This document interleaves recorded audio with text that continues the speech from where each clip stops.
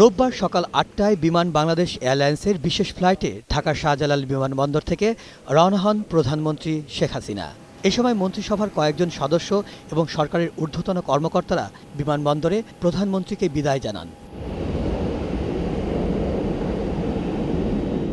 প্রধানমন্ত্রীকে বহনকারী বিমান বাংলাদেশ এয়ারলাইন্সের বিশেষ বিমানটি স্থানীয় সময় সকাল 10:15টায় গোয়া নেভাল এয়ারপোর্টে পৌঁছায়। বিমানবন্দরে প্রধানমন্ত্রীকে স্বাগত জানান ভারতের পররাষ্ট্র প্রতিমন্ত্রী এম.জে আকবর।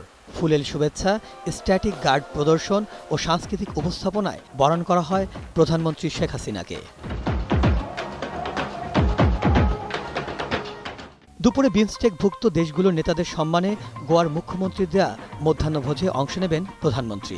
এরপর ব্রিক্স বিমস্টেক নেতাদের আউটরিচ সামিটের আগে বিকেল 3:45 বিমস্টেক নেতাদের রিট্রিটে অংশ নেবেন শেখ হাসিনা।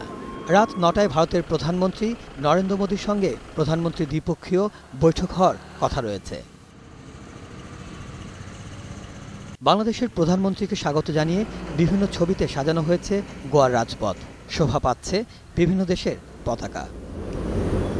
মিরাজ মিজু, 21 টেলিভিশন।